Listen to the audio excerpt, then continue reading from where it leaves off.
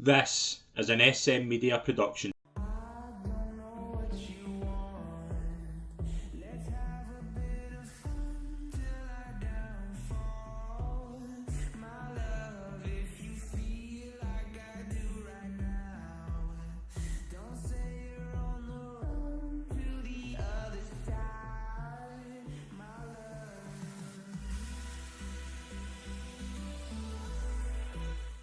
Hi, folks, and welcome to the latest episode of the SM Media East of Scotland Football Show. I'm Scott McPike. It's a pleasure to be your host as always. It's the first show of 2024, so Happy New Year to all our viewers. It's a pleasure to welcome this week's special guest, the first team coach of Dunbar United. It's a pleasure to welcome on Gary Small. Gary, Happy New Year. Thanks very much for doing this. No, Happy New Year to you as well, Scott, and Happy New Year to the people that watch your show. Thanks for having me on, mate. Yeah. It's a pleasure. I'm looking forward to this. Obviously, we were saying off air, it's very, very tough to get somebody on after a defeat, but we do this in advance. But how's it been before? We'll kind of dissect the weekend, but I kind of want to talk about the journey at the club, because I think it's worth talking about just how well the club's been doing in the past couple of years, gaining promotion really well last season at the top end of the table, this season the Premier Division, and what's a very competitive league. It's been a journey the past couple of years. Is that fair to say? Yeah, it definitely has. I think when I first kind of got involved at Dunbar was the back end of the season that they end up getting relegated. Right.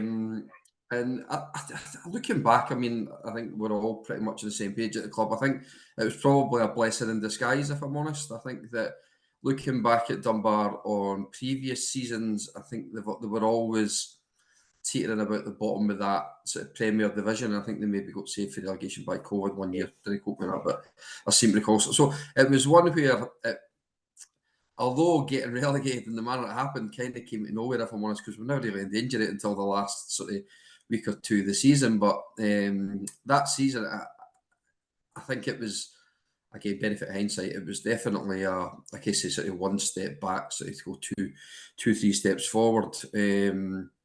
So yeah, no, I think the club it's in a really good place at the moment. I think obviously getting over and dusting yourself down after relegation, which was the first relegation I think that most of us, if not all of us, had kind of experienced in our time. So that one was hard to take. But you don't got a choice. You've got to regroup, either sort of chuck it or you let your wins and go forward. And that's what we did. And we recruited pretty well last year and Yeah. brought in a good group of players, and like I've always said, it's not just ability about players. You've got to get the right characters in, and I think we've certainly done that with the squad. So morale was really good, and I think that's key to success at any club, really. And last season was, again, we didn't like doing things the easy way, with a really good, against pretty much 90% of the season. I think for the early doors we were pretty much top of the league, I think, for most part. And then at the back end of the season, we had a little bit of a wobble, let's say, and we ended up making it really difficult for ourselves going into the last game of the season, where any one of the top four could have actually won the league. So in that regards, it was certainly exciting for a neutral. It was brilliant for me covering it that day. That was sad. Were you at the Dunbar game? Or were you I covering wasn't. just No, I think I was just kind of. I think I was just sitting, kind of trying to get all four results at the one time and thinking, because I think it was about 4 different times the league changed. But that's what we want with pyramid, isn't it? That's the good thing of this. It is, and do you know what? It was ironically enough for us that we were obviously top of the table for the most part, and then Glenrothes had it in their hands for the last 2 or 3 weeks of the season, and they ended up throwing it. And then you had Lancarty, who had always been there or thereabouts, that kept us selling it to the last minute, and then you had the slow burner, which was Canoe, which I think we were probably the last team to beat them.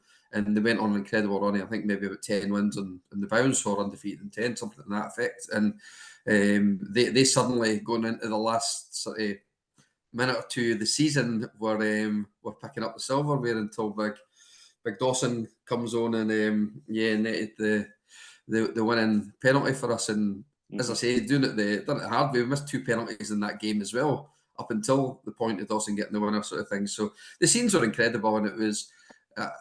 People ask me, is that the best or worst way to win a league? It's by far the best way. I mean, been fortunate enough to win leagues before and in different circumstances, and to do it with the last sort of kick of the ball, and it was tremendous, and I'll live long in the memory of myself and everyone else associated with the club. Yeah, and it's interesting you mentioned obviously about the last season winning that the way you did, and then this season we'll touch on the league in a second, but I obviously want to touch on that result against East Fife. In terms of the club, the whole kind of thing of the teams for likes of the East and the West getting into the Scottish Cup was for big moments like that can beat kind of SPFL opposition. Where does that rank for yourself in terms of that result, to see the Dunbar United winning against an SPFL team, which 10 years ago I don't think anybody would have said that was ever going to happen, but now it's happened. How does that feel to be a part of that, and what it meant to the whole the club and the whole culture? I feel great. I felt great at the time, and I think it was one where it's emotional. You know, I think that there was people there, that volunteers at the club, committee members, etc., and like board members that do everything for us. That to see them, some of them in tears at the end of it, and swelling with absolute pride their football club and their town, was amazing to see. And I mean, like I always say, kid, we're people that will be at the club lucky enough to represent the club for what will be a period of time. These people have got it in their DNA, and they'll be there sort of long after myself and others have gone. So it's great to leave a little bit of hopefully a bit of legacy, a wee bit of history at the club, which was such a good result, and probably arguably the biggest result that they've probably ever had, and getting into that round of the Scottish Cup. And it's funny because as good as it was, we probably should have been sitting here talking about an even better one against I was going Alloa. Yeah. Which was, I mean, it sounds just being greedy, really, I don't know, but to be in that situation and in that game, we were fantastic as well, and really, really unfortunate not to at least take the game to extra time. But nah, it was amazing seeing the crowd there. It was a huge crowd, and just seeing the celebrations after East Fife game, and it was brilliant. Like really proud to be part of that. Yeah, you obviously still get a chance. I get a kind of big game coming up in the South Challenge Cup as well against Cumbernauld Colts, which I think again they're kind of flying at the kind of top end of the Lowland League as well. So that'll be an interesting game. But in terms of the league, sitting in seventh place again, we spoke about it a lot since we started the show. The Premier Division just seems to be getting more and more stacked with top teams. Obviously, like yourselves coming up and doing really well. There's a lot of really good sides in there. How have you found it so far? Found it okay. I think. I mean, I think we're sitting in seventh at the moment, and we've lost our last two games, Hillybeath and against Musselburgh at the weekend there, and we could, if we did it differently, we'd be sitting in second place, sort of thing. So for a promoted team to be in that sort of part of the league at this stage, just after the sort of halfway point, it's great. It's certainly the sort of top end of the league where we want to be. And listen, we appreciate that we're a promoted club. You know, there's a lot of good teams in that league, a lot of teams with more resources, more experience in the Premier League than we certainly have. But I think the players have embraced it. I think from minute one they really went for it, came with no fear. And I mean, probably the result of the season was we went to Socky in the second game of the season. We went through there after beating Dundonald at home 4-1, I think it was, went through to Socky. I think The second game, myself included. It was the second game midweek, yeah. So it was, and you've got the logistics of people trying to get there for work and all that type of stuff. And when we went through, we knew it was going to be tough. And I tipped it probably to win the league. I felt Socky at the start of the season were one I felt would definitely be right up there, and I think still will. And to go there and then end up beating them 7-2 was unbelievable. And to be fair, it was thoroughly deserved. And even their supporters and that were saying, "Ken, what a good team you've got," and blah blah. And it was just really good. And so I think the boys have been great. We've embraced it, and I think, listen, we're under no illusions. It's a tough league, and as recent results have shown. But I think we're good enough to compete with anybody, like we have shown as well. So between sort of now and the end of the season, 13 games left. It's one where, first and foremost, you want to get yourself safe, make sure that we're safe for sort of relegation, and then just see where it takes us. There's no no real targets as such. It's finish as high as we can. Yeah, and you look, obviously Broxburn are leading the way. One defeat they've had so far this season. It was against yourselves at home. They obviously you went there and won 3-0. That's some result. I mean, looking at if Broxburn are to go on and win the league, it's some result to go and do that. It is. No, I mean, you that Broxburn are a good side. I mean, I think the teams at the top of the league obviously are all good sides. For them only to have lost that one game against us shows how good they are. But I mean, I'll be honest with you, I thought we were excellent that day, and we knew that. Yeah, so I think Broxburn would have went 10 points clear if they had beat us that day. And obviously at that point, and see, you're trying to keep as close to the top of the league as you can, and obviously. Luckily enough, not luckily enough because we deserved to win, but we took it down to 4 points. So it was a great result for the guys, and I think that it just shows that home and away onward day we can beat anybody in this league. I've got no doubts about that. Results have shown that. It's just, can you be as consistent as the teams at the top, teams like Broxburn and these type of teams, is ultimately going to dictate where you're at the end of the season, really. So Gary, we'll move into talking about the action over the weekend. We'll start obviously with Dunbar. Dunbar 0, Musselburgh Athletic 2. Joe Smith with a double. Big result for Musselburgh, obviously takes them up to 4th in the table. What was your overall kind of takeaways for the game? How impressed were you with Musselburgh, and how do you kind of look back on it? I look back on it with some frustrations, if I'm honest. But I mean, I think Musselburgh deserved to win the game. I think they were, like I've said to many people, Musselburgh are a really good side, got a really strong squad, some really good players. Young management team that are kind of hopefully on the way up. Been there myself, kind of in your first management job and stuff like that. So good luck to the guys. But I think if I'm being honest, I mean, it's one of them where I think in open play there was nothing between the sides. I mean, we dominate possession for large periods of the game as we tend to do. If I'm honest, we're pretty good in possession of the ball. We seem to dominate a lot of games. Saturday, I felt we did do that in large spells, and ultimately the difference is with the bit of quality that they had in the sort of final third. I think, if I'm honest, Scott, we could be playing the night still and still not scored. And it wasn't lack of having chances. It was more just we weren't clinical enough, and we didn't work the early goals enough. And so in that regards, I mean, it was a pretty even game, if I'm honest, but a pretty professional performance from Musselburgh, and I think overall they deserved their win.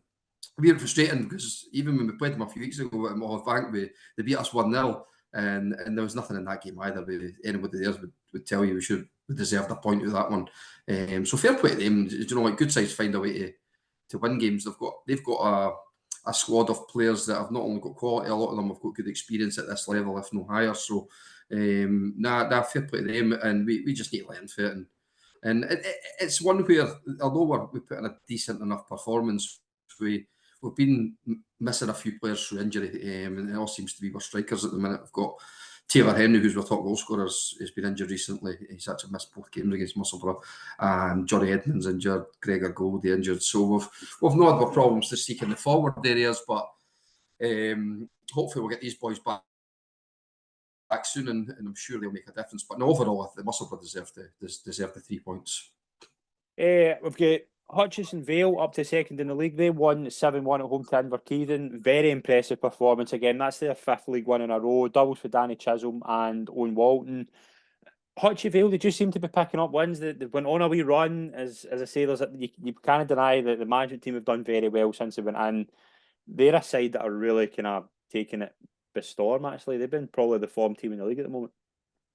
They have. They're doing brilliant, and full credit to them. I think that it's amazing how quick it can change, because I think everyone a few weeks ago were talking about Dunbar sitting in there in that kind of top area sort of thing, 2nd, 3rd, 4th type places, and Lothian or Hutchie, sorry, weren't probably getting the sort of credit that they deserve. So they've kind of went about their business pretty quietly, and now they're, like you said, they've put together a really, really good run, and I'm pretty sure they'll start getting the plaudits for the sort of job they've done so far this season. But I mean, it's hard, and that's what makes it even more impressive. You know, teams like Hutchie up there doing so well. I mean, there's some big clubs in this league with some big resources and stuff as well. So absolutely fair play to them. We've started playing them. We played them at Dunbar. It was a game I missed through illness or something at the time, and we beat them, I think, 1-0 at Dunbar. So it'll be a totally different game when you play them up at Ainsley Park, sort of thing. So fair play to them. They're doing really well. Yeah, they've got a big game. They play Broxburn on Friday night, so that could be interesting as well. Speaking of Broxburn, they won 3-2 away to Tynecastle. Tynecastle were 1-0 and 2-1 up, but a late Darren Downey winner secured a big 3 points for the league leaders. They now 7 points clear at the top. And what have you kind of made of Broxburn's kind of run at the top so far? I think it's been brilliant. I think they've been incredibly consistent, and I think that is sort of key in any league, isn't it? Consistency is what wins you leagues, and they're doing it, being absolutely brilliant this season. Like you said, I think we're the only team to beat them, certainly in the league anyway. And I've seen they've signed a couple of new players, or a couple of additions to the squad recently as well. I think Steve Anderson, I think, was one, and I think seen they signed somebody else as well. So they're clearly just looking to strengthen, and they've already got a really good squad as well. So to see them doing well is no surprise. Although, as I said, I tipped Socky probably to be my Socky and Russell probably two I tipped for the league at the start of the season. I think both will be in the mix, but can't take it away from Broxburn. Broxburn are doing brilliant. I do think though that Genefield will still have I wouldn't count them out at the moment. I've got to be honest. So Genefield for me are the best team we've played this season. Right. They beat us at home. I think it was 3-1. 1-0. We came back to 1-1 against their only play within the deserve it, and then it ended up losing 3-1. And they were a really good football side, and they done to us what we do to other teams at times. They just kind of outplayed us, if I'm honest. So it'll be interesting to see how they fare, especially at times maybe when the parks are a bit more cut up and not conducive to their passing style of football. So that's something they'll have to navigate, which I'm sure they will. But it's certainly going to be interesting at the top end of the table with the clubs I mentioned. Yeah, I think it absolutely will. Haddington, they won 3-1 at home to Pennicote. Pennicote were a goal up. Windrum, McGarry and Peppers were the goals for Haddington. I think they all came in the second half. They're aside, obviously, there's only a point between yourselves and Haddington. What's the kind of thoughts on that result?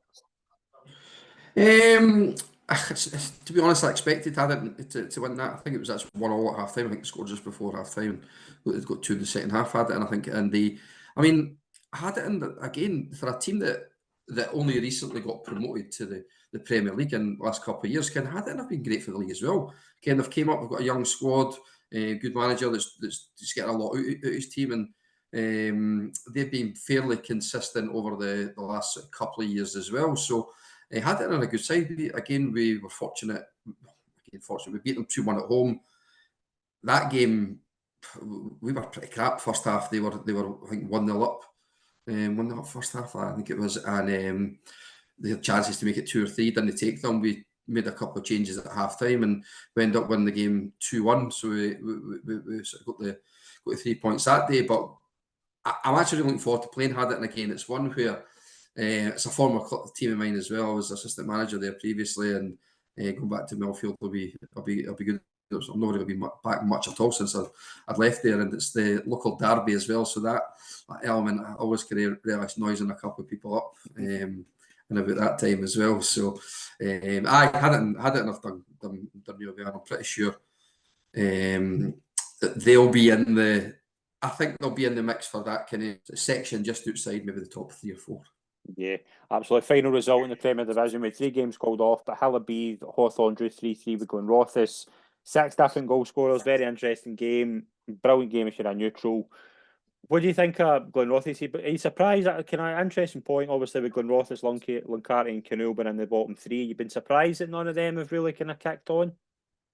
Yeah, I really have. I think probably more so Glenrothes in respect to the other two. I think there's the other two have had sort of managerial changes and stuff since last year, which creates a wee bit of instability, and whereby Glenrothes have had continuity. I think same management team, the good guys that way as well. I think I say the good guys, but I think they've got the vex on us, to be honest. Broxburn beat us twice Glenrothes beat us twice last year, and they beat us again this season as well. So we'll hope to try and get some of them when we go up there later in the season. But I am really surprised. I think the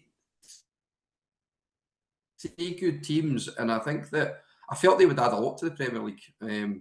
And it probably to some degree shows how well we've done as well, because I think we're sitting on 30 points, and which is more than the three combined that came up with us. I think they've got maybe 20 points, I think, combined with the three. So, with that regards, we've certainly done really well. But I'm really surprised that Glenn this. But listen, we're only halfway, and there's teams put together 5, 6, 7 wins, and you're seeing it below then at the moment. Or keep calling it below then, Hutchie at the moment, where you put a wee run together and it can propel you right up the table.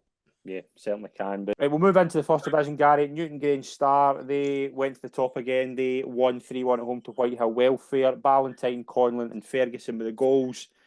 It's very, very competitive at the top end of that table, and there's a lot of games to be made up. But Newton Grange Star, they've got the points on the board, and they've only 12 games left to play their season, technically. Yeah, doing great. I think that and I wasn't sure how that would go, if I'm honest, at the start of the season. Obviously, Paul and the guys taking over, they were going to obviously bring in some of the younger players, and I think at the start of the season they probably lacked a bit of experience. Since then, they've added players. One for us, Fraser Neve, who is a player we didn't want to lose. Fraser's a great guy, great player. It was just he wasn't getting the game time. He felt that he would play more regularly at Newton Grange, which is proven the case. I think he's been fantastic since he went there. So since they've added a few players, they've really kicked on, and they're another one. They must be on a right good runny wins as well. That's, like you say, prepared them at the top of the table. I think by all accounts, I've got friends there, and I've got friends at Whitehill as well. Management team there, and I don't think it was quite a 3-1 game for what I hear. I think Whitehill dominated large parts of the game, and I think brought it back to 2-1, then had a man sent off. So I think they'll probably feel quite aggrieved. It's probably the way their season's going as well. I think that's maybe their 7th or 8th game where they've no had a win. So contrasting fortunes for both of them. But Nitton, fair play to them. They're a big club. I'd love to see Nitton come into the Premier League. I think they would add something, as would a few teams in that league, to be honest. There's a lot of, it's such a competitive league. I was saying that to Big Hainsey and the guys at Dunbar, that you kind of wanted to get out of that league last year, because there's a lot of good teams. Even the teams coming into it, like your Whitburns and Camelins, were always going to be strong as well. And so I think St Andrews, another good team in there. So it's certainly a really competitive league, and I think there's teams with games in hand on Nitton as well. So but like I've always said, we were saying last year that it's most important you get the points on the board. That really helped us last year. I think what happened during a lot of this winter months, where a lot of parks were off, Dunbar's park's a pretty decent pitch, so it's more than these, but it's a really good park. And we managed to get games on, and it managed to kind of give us a bit of advantage, keep on putting points on the board. And I'm seeing that with Nitton as well. So long may that continue, and hopefully they'll see it through to the end of the season. Yeah, other results in the first division: St Andrews 1-2-1 away to Preston. That puts them up to 3rd place. Rosyth, Denham and McAvoy scored a 2-0 win over Licor Welfare. And Leeds Athletic 0, Heriot Watt 0. What was your overall takeaways for the results? Probably the one I would say closest to me would be the Preston one. I think that just on the road, it's a club that I've got a bit of affinity. I like Preston. I think they're a really good club. Some good guys there as well, and good people that are sort of behind the scenes. It's one where, again, Preston, for me, they'll beat anybody on their day. I think they're a really good side. Again, young management team as well that are in there. So learning all the time, Curry, John, etc. But I just think their problem this season's been lack of consistency. That's probably stopped them from being sort of higher in that league. But listen, St Andrews are a good side. I think there's no disrespect losing to them. So I think that one was probably one where I think for me, if Preston had beat St Andrews, they gave themselves a good chance of getting back in the mix for that top 3. I think at the moment, if I'm looking at it, to be honest, I think it might be a wee bit difficult for them with the strength of the other teams and the points they've got on the board. Yep, absolutely. Let's move into the second division with a Friday night game. Stirling Uni 2, Armadale 0. Monroe and Hislop with the goals puts Stirling Uni into 3rd. I was quite surprised with that result, actually. So was that. Armadale have done really well.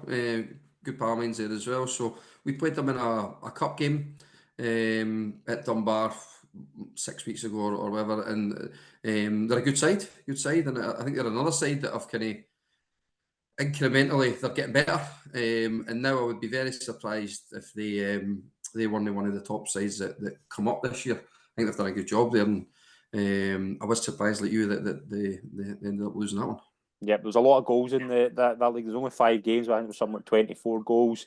Bowness Athletic, they're now 10 points clear at the top. They won 4-1 away at Edinburgh College. I look to Facebook and look to Twitter and things like that, and every week with likes of Bowness Athletic, they win by such high margins, but a lot of people are saying it was a poor performance, but they're still winning 4-1. It shows you Yeah, I just know. such good depth up front. It's unreal. I mean, I think that when you look at the players that they've lost last season to teams like Linlithgow and also Grant Rose and stuff, I think left as well. I think moved up Yeah. north, and it's they've done brilliant. And like you're saying, it's they seem to lose these players, but find others that are there step up to the plate, and you're certainly getting your money's worth going and watching them anyway. In terms of your sort of return for goals, so. They're another club. I think that if they continue the way they're going, hopefully they'll keep going through the leagues, and I'm pretty sure they will. I mean, if they stick together in terms of their squad and add as they seem to have done so far, who knows where they can go? And certainly a joy to watch. And it's one that I think that even a lot of the top clubs have. When you're getting into cup draws and stuff and looking over the shoulder, saying, "Not sure we really want them." So I know, fair play to them. Yep, absolutely. Thornton Hibs, they won 7-3 away to Burnt Island. McCallum with a double, Adam McNeish, Duffy, Hosborough and Thompson with the goals. Thornton Hibs, they're in 4th. They're on the other side again. They've got the games to make up. They're in 26 points for 12 games. They're only a point behind Stirling Union. They've got 5 games in hand on them. They're going to be challenging as well for promotion. I think that's a tune, definitely. And again, there's good teams in that league as well. It's one where exactly what it says in the Premier Division. If any of these leagues, if you can put a run together 5-6 games, it can propel you into these top places. But I think that the only issue you kind of have is when you've got these. It's all fine and well having these games in hand, but if you can't churn them out until the end of the season and it starts becoming sort of Saturday, Wednesday, Saturday, and it can become a wee bit difficult, kind of, depending on that end of the season where you've got guys wearing stag do's and holidays and stuff like that. That can have an impact on you, you know. But no, certainly it's another team that certainly because they've got Hibs in their name that I would like to see them doing quite well. Yeah, certainly. Coldstream 5, Peebles Rovers 0. And Tweedmouth Rangers again. I think we spoke about this in the last episode. They've been in a really good run of form recently as well after such a tough start. 3-0 winners at home to Ormiston. Coldstream and Tweedmouth, they're 2 clean sheets, 3 points, scoring goals, big results. So yeah, and it's hard. Like see, like teams like Coldstream when obviously they relegated last year. I was another team actually. They beat us at home. I think we needed a last minute winner to get a point off them down at Coldstream last year. In what was the most dominant game I think I've ever been involved in. But so for them to get relegated, and then they've obviously went on and they've lost a couple of players. They've lost Windrum to had it in. They've then obviously lost Buster Briggs to Preston as well. So it just makes it even harder for teams like that are hoping to obviously try and bounce back. So it might take some of these clubs a couple of years to kind of find their feet again and start kind of mounting a challenge, because it can be difficult when you've got teams that are coming down the way and you've got other teams that are quite established on the upward trajectory, and they've got that wee bit of momentum. So I think it'll be a difficult season for these teams that you mentioned, but it's one where they need to use it to try and regroup a wee bit and then probably look at next season to try and mount a challenge, I think. Yeah, absolutely. There was only one game in the 3rd division. It was Lochgelly Albert 1-3-2 away to Linton Hotspur. What's kind of been your overall thoughts in the 3rd division in terms of like Bathgate, top Hart Hill, West Caldwell? Some good sides in there. It's been a fairly interesting league. Yeah, it has. I think it's one where I mean, mine's at Hart Hill. So I keep an eye on their scores, so it's good to see them up there at the top end of the league. Although as a player and as a manager, assistant manager previously, it was never a place that I enjoyed going to. It was always a bit a Q-field. Their pitch when we used to go through there, but I think they've made a lot of changes over the last few years and different clubs sort of thing now. So fair play to these guys. And again, Hart Hill were always a good junior club in terms of been around for a while, and as you've seen all these junior clubs, ex-junior clubs making the way over at East of Scotland. I think Harthill were obviously one of the latter ones. So fair play to them, and hopefully they're another club that can start working their way through the divisions. And I wouldn't be surprised to see them come up this year. Yeah, it's done really well. We'll move into what's happening at the weekend. Obviously, you've got a game away to Pennycook, and then obviously weekend after we mentioned about the Cumbernauld game in the South Cup. Big couple of weeks coming up. Yeah, big eye. I think that Saturday. I think when you come off a loss, it's you want to bounce back. So we lost the last two, which is the kind of longest run we've had all season. I think this is maybe our third spell where we've lost two on the bounce, and we've always bounced back on the third game. So fingers crossed it's the same on Saturday against Pennycook. And Pennycook again, they're a team that's been kind of up and down. I think this season, I think it's been very difficult for Pennycook at the start of the season when Lewis took the job. I think that it was well documented and there were problems to seek. So he was always going to need a bit of time to bed in and bring players in and sort of kick on for there. And to be honest, they've done pretty well, all things considered. I actually felt they probably would have struggled a bit more than they have, just because of the sort of circumstances that Lewis found himself, and no reflection on him or the players. So in that regard, I think they've done pretty well. And you never know sort of what to expect for Pennycook, if I'm honest. I mean, they played them at Dunbar a few weeks back. They beat us 3-2, I think it was. I'd argue we didn't deserve to lose the game, but they're the breaks. So we've got that wrong to try and right this weekend up at Pennycook. So it'll be a tough one. As I say, they're quite inconsistent, I think, in terms of their results. So hopefully they'll struggle against us on Saturday, and we'll sort of find a wee bit of form in that final third, which has been lacking for us the last two games, if I'm honest. Yeah, well, we're wishing you all the best for the season ahead, Gary. It's been an absolute pleasure for you, mate. Thank you very much indeed. No worries. Thanks very much for having me on. Take care, mate. Thank you very much to everyone tuned in. Please follow us on social media and subscribe to our YouTube and podcast channels. And if you're wanting more Scottish football content, then sign up for our Patreon. Thank you very much, folks. We'll see you soon. Cheers.